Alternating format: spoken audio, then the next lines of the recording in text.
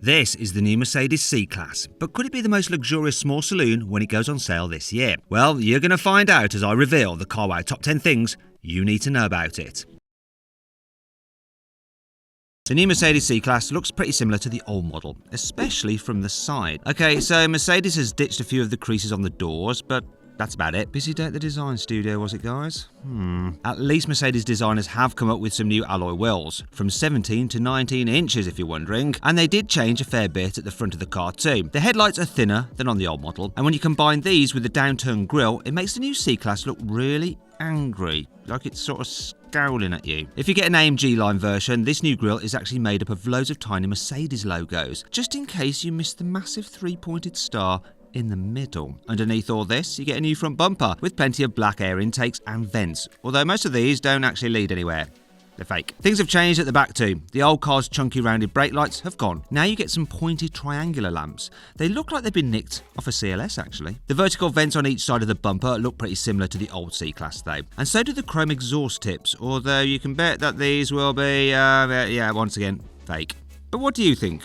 Do you prefer it to BMW 3 Series, an Audi A4, or even a Tesla Model 3? Well, I'll put a pinned comment below this video where you can vote to give your verdict. Unlike the outside, the new Mercedes C-Class looks completely different to the old car on the inside. For starters, you get a massive central infotainment system that looks very similar to what you get in the new S-Class, but I'll get into more of that later. The dashboard looks totally different too. It gets a cool sweeping design that joins up with the centre console. It's all much simpler than the old car's interior. There's no rotary wheel or touchpad, and you only get one small row of physical buttons underneath the touchscreen. The driver's display is completely separate from the main infotainment screen, just like in the S-Class. And you get Mercedes' latest steering wheel design, which has lovely thin spokes and a load of touch-sensitive buttons. The three main air vents have been tweaked as well, so instead of the old car's turbine design, they get this simpler square shape. But don't go thinking that this new C-Class is all about form over function, because it's actually a bit roomier inside than the old car. You get 30mm more headroom in the back seats, and there's also 35mm more knee room, so tall passengers should have a bit more space to get comfy. You'll be able to get the new C-Class with a range of 4-cylinder, mild hybrid petrol and diesel engines. There will be no 6-cylinder models this time though, damn it, but every model does get a 9-speed automatic gearbox as standard, which I suppose is a good thing. The range kicks off with a C180 model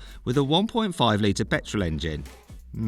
It makes 170 horsepower and does 0 to 60 in 8.6 seconds, so maybe it's not so bad after all. There is a quicker 204 horsepower version of that engine in the C200, which does 0 to 60 miles an hour in 7.3 seconds. The quickest petrol model before any AMGs go on sale is a C300. This comes with a 258 horsepower 2-litre engine, and it does 0 to 60 miles an hour in 6 seconds flat. If you do a lot of long journeys, you'll probably want a diesel instead, and there are 3 models to choose from, all with 2-litre engines. There's the 163 horsepower C200D that does 0 to 60 miles an hour in 7.7 seconds, and a 200 horsepower C220D that does it in 7.3 seconds. The quickest diesel is the C300D. This gets a more powerful 265 horsepower 2-litre engine, so it does 0 to 60 in 5.7 seconds. If you need a bit more traction, you can get 4-wheel drive in the C200, C300 and C220D models. The old C-Class's infotainment system wasn't the best in the world, especially with that stuck-on display above the dashboard. But the new car's portrait touchscreen looks great.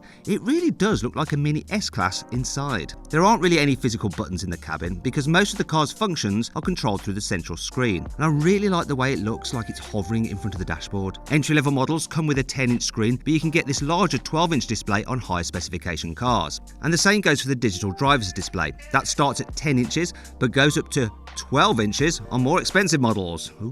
Both screens run the latest version of Mercedes MBUX infotainment software, so you get satellite navigation, smartphone mirroring, and the "Hey Mercedes" personal assistant. In other Mercedes models, this isn't as good as BMW's personal assistant, but it's been upgraded for the new C-Class. Now, it can recognise more commands in plain English, and it can connect to your smart devices at home as well, so you can turn the central heating on while you're driving. You can even ask the car if there's anyone in your house, but you don't want someone messing around with your smart TV if you lend them your car. So it's a good thing that you can lock up this system by using special fingerprint scanner technology underneath the touchscreen. Every new Mercedes C-Class comes with a 48-volt mild hybrid system as standard, even the entry-level cars. This means every petrol and diesel engine comes with a small 20-horsepower electric motor attached to it. This gives the engine a boost when you accelerate, and it helps recharge the car's battery when you brake. You won't be able to drive these new mild hybrids in electric-only mode though. For that, you'll want the new C-Class plug-in hybrid. This gets a 204-horsepower petrol engine and a 129-horsepower electric motor, which combine to make 313 horsepower. The 25 kilowatt-hour battery can power the car for around 60 miles in electric-only mode,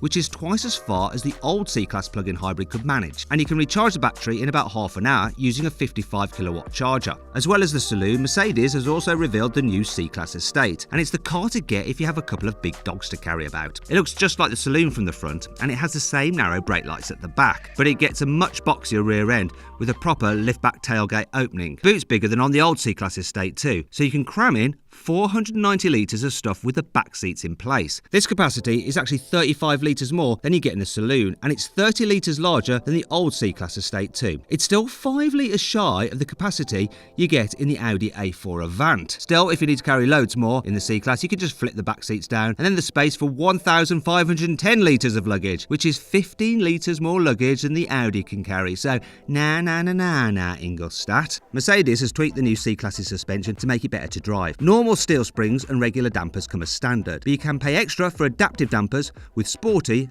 and more comfortable settings. If you pick a plug-in hybrid model, you get adaptive air suspension for the rear wheels as standard. You can also get rear-wheel steering in the new C-Class, just like with the latest S-Class. And it'll be easy to drive in town too, because with the system fitted, the turning circle of the new C-Class is 43 centimetres smaller than the old car's turning circle. Mercedes is being very secretive about AMG versions of the new C-Class, but they're definitely on the way, because prototypes have been spotted testing. Trouble is, these won't be coming with a twin-turbo 4-litre V8 like the old C63. That engine is just a bit too thirsty and produces too much carbon dioxide. So AMG is going to have to use a turbocharged 2-litre 4-cylinder hybrid engine instead. Yeah, you heard that right, AMG is going hybrid. Although it's not all bad news, because the engine will probably be based on the 421 horsepower one you get in the AMG A45S. And if it comes with the same 129 horsepower electric motor as the C-Class plug-in hybrid, you'll end up with almost 550 horsepower. That's around 40 horsepower more than you get in the current C63S. Though, of course, it won't sound anywhere near as good as that V8 engine, but hey, there you go. Anyhow,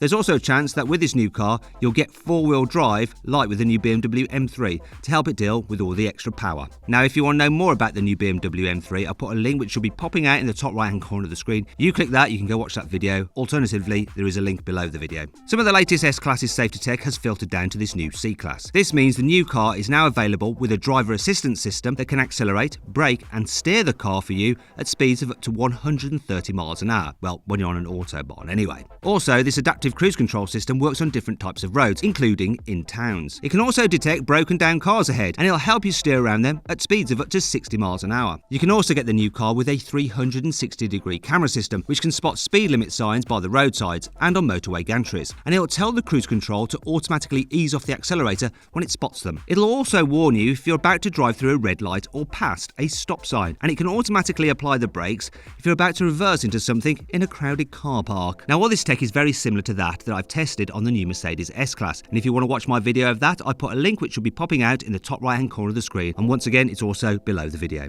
The new Mercedes C-Class will cost from around £38,000. These standard mild hybrid cars will go on sale in Europe on the 30th of March, but you'll have to wait a bit longer before they arrive in the UK. Might be to do with Brexit, might be to do with COVID, or a mixture of both. Anyhow, plug-in hybrid models will go on sale later this year, and they'll set you back more like £45,000. You won't be able to get hold of a faster AMG C63 though until 2022, and when it goes on sale, you're looking at around £80,000.